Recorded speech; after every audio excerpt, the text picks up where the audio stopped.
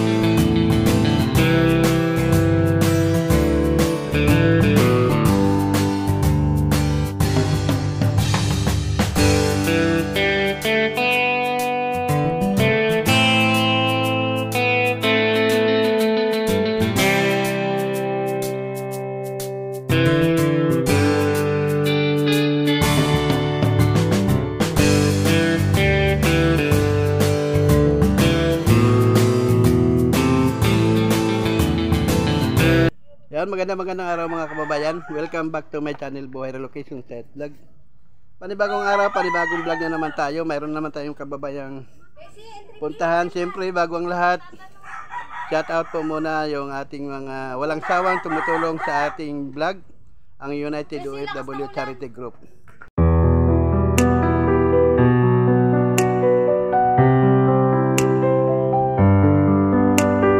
So yun mga kababayan, samahan nyo kami, mayroon tayo isang kubo nakita rito.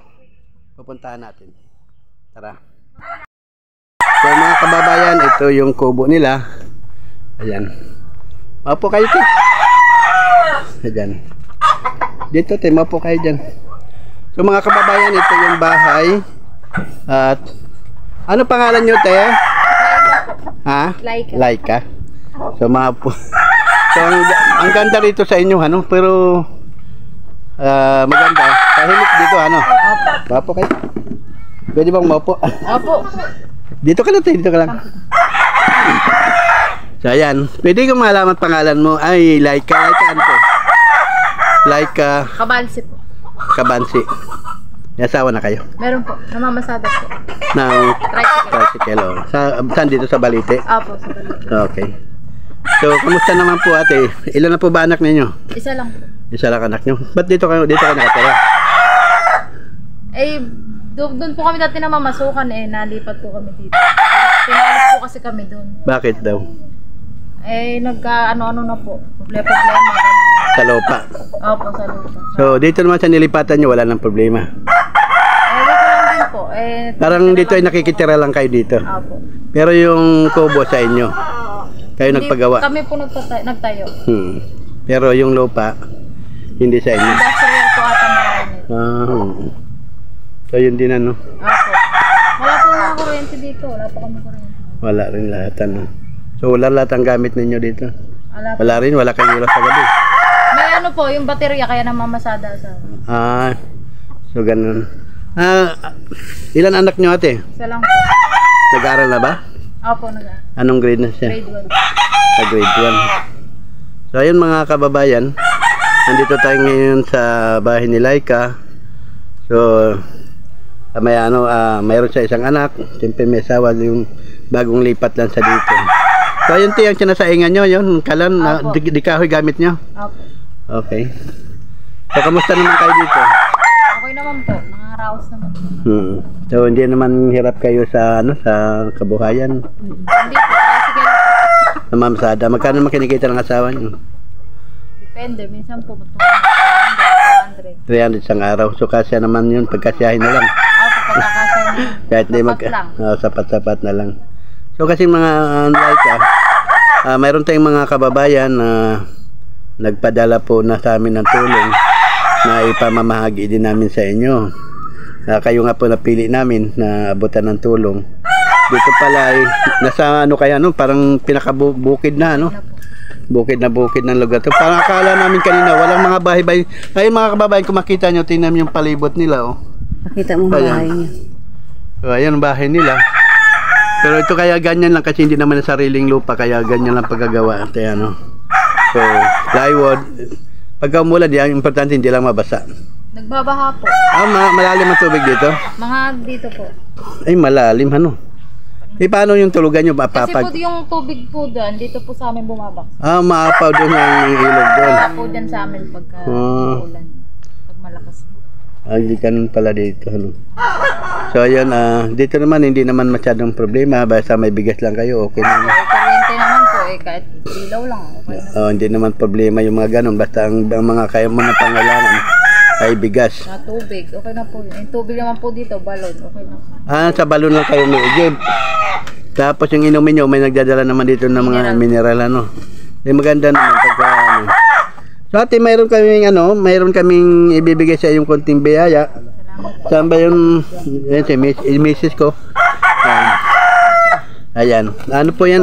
Bigas, corn beef, and then mga noodles, ano masasabi niyo po sa ating mga kababayan na nagpaabot ng tulong sa inyo?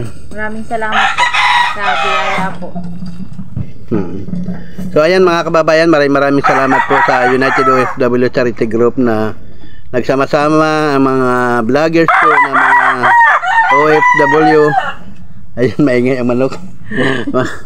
OFW na nagsama-sama para magpaabot ng tulong sa ating mga kababayan. So yan, sila ate ay nagpaabot ng tulong kahit na paano ay makapagbigay ng saya sa ating mga kababayan na katulad nga sa nasabi ninyo ay sapat lang ang kinikita na may pinapaaral, and then buti nga hindi na kayo nangungupahan dito kahit walang kuryente. Hindi naman importante yung walang kuryente, hindi naman importante lang may tubig sa balon, and then may nagde-deliver naman tubig na inumin. So importante lang dito, kailang problema bumabaha naman pala dito yung doon po kasi dito bumabaksak. Kaya doon ito. Ito po kasi yung daanan itong daanan ng tubig ito. Opo, sa damo. Papunta doon Ayan. Magandang lugar nila, pero yun nga alam mga kababayan na kung titingnan mo doon sa kalsada, akala namin walang mga bahay dito. Madilim po kasi dito pag gabi. Ay lalo sa gabi madilim sa gabi wala naman problema dito. Kasi halos magkakilala naman kayong lahat dito. Walang pong tatlong kakapitbahay. Tatlo lang kayo. So ayun maraming salamat po sa ating mga kababayan. Hindi ako magsawang papasalamat sa ating mga kababayan dahil nga sila po yung mga vlogger din. Kung nanonood po kayo sa YouTube, makikita mo yan sila. Doon pina-plus ko yan sa screen doon ng YouTube channel ko. Mababasa po ang mga pangalan nila doon na pwede mo rin silang panoorin. Mga kasing iba doon ay nasa Israel, Saudi, and then nasa London. Sa gitnang silangan halos ng lahat ng doon. Pero ate sila ay nagpadala nga para makapagpaabot sa inyo ng tulong. So anong ngayon masasabi mo ate na kahit konti meron kayong biyaya? Salamat po. Okay. Salamat po sa tumulong at nagbigay ng biyaya po. Salamat po. Pero wala namang problema, kayo lagi namang may bigas dahil araw-araw po ba kalahati, tatlo lang naman po kami. Kalahating kilo po, sapat na. Sa isang araw? Sa isang saing po. O di matagal nyo na rin ubusin yung 5 kilo di makakaipon na kayo nun. Ayun, sige, basta importante lang nakapagpaaral ng mga bata. Yung kasing importante. Kabate, ilang taong ka na ba? 27. Ay, anong taong ka na, ilang taong ka nag-asawa? Bata pa po, mga 17 ka lang, so isa lang din ang anak ninyo, yung asawa mo na, may ilang taong asawa mo? May edad na po 37. 37? Pero ayos naman, hindi naman kayo lagi nag-aaway. Hindi po. Hindi po uso sa amin yun. Kahit walang pera. Hindi po kami nag-aaway. Yun ang importante, nagmamahalan, ano. Opo. So, ayan. So, ayan mga kababayan, yun na, naiabot na natin kay Laika, yung pinaabot po ninyo sa amin, nandyan na. So, paabot na namin. Siyempre, ganito tulad ng sinabi ko, hindi kaya ako nagsasawa magpapasalamat sa United OFW Charity Group na nagpapaabot ng tulong.